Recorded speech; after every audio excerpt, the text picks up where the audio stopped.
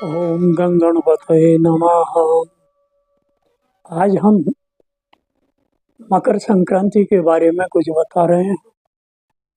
संक्रांतियां एक वर्ष में 12 होती हैं, मेष से लेकर के और मीन तक। यह मकर की संक्रांति 10वें नंबर की है। अब इस समय धनु संक्रांति चल रही है, खरमास, जिसके बारे में हमने पहले बता दिया। अब की जो मकर संक्रांति लगेगी वह माघ कृष्ण पक्ष प्रतिपदा मंगलवार के दिन लगेगी और उस दिन यह सवेरे एक पंचांग के आधार पर तो 8:55 पर, और एक ये सीकर वाला है, इसमें जो सवेरे लगेगी वह 8:24 पर।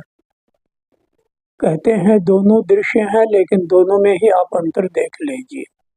जो भी है, मकर संक्रांति दिन में लग रही है, तो इस संक्रांति में हमें क्या करना है, क्या है ये? तो सूर्य का धनु से मकर में प्रवेश हो जाएगा और खरमास समाप्त हो जाएगा। शुभ कार्यारंभ हो जाएंगे इस दिन से। अच्छा, माघ का महीना भी है, अत्यंत पवित्र मास माना जाता है माघ मास।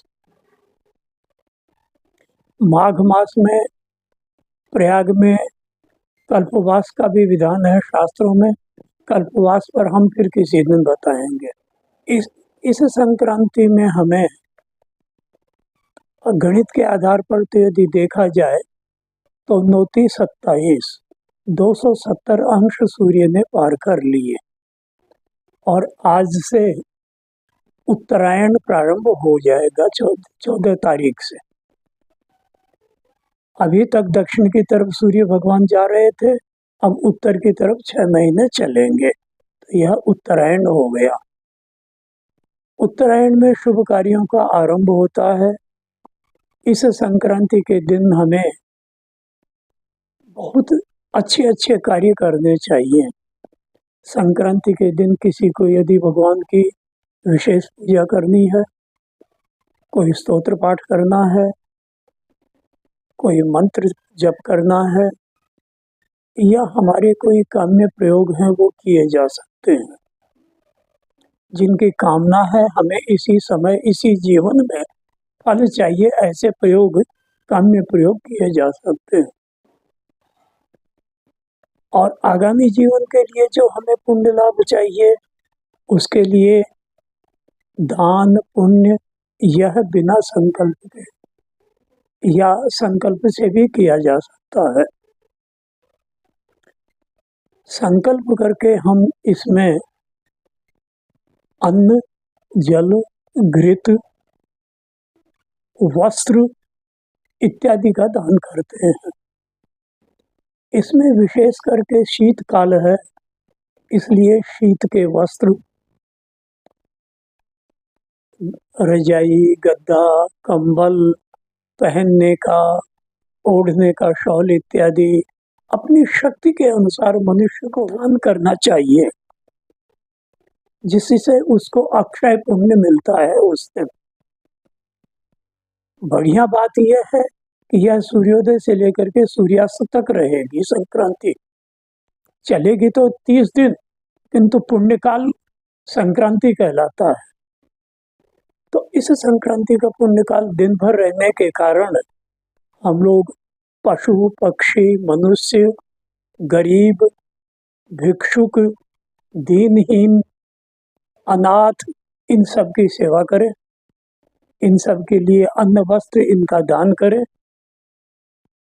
और जो भी हमसे इनकी सेवा हो सकती है, कोई निर्धन है, औषध उसको उपलब्ध नहीं है, तो दवाई दिलवा दी, दवाई का पैसा दे दिया, उसका सेवा उपचार कर दिया हमने, उसके अभाव की जितनी हमारी शक्ति है उतनी पूर्ति कर दी। इन सब से हमें अक्षय पुण्य मिलेगा। सब जगह शास्त्रों में कहा गया है कि मकर संक्रांति अक्षय पुण्य देने वाली होती है। इसी प्रकार और संक्रांतियाँ भी आती हैं, जैसे मेष संक्रमण, तुला संक्रमण, मकर संक्रमण और कर्क। ये 4 संक्रांतियाँ विशेष मानी गई हैं। वैसे 12 संक्रांतियाँ। ये तो हमने संक्रांति के बारे में आपको संक्षेप में बताया।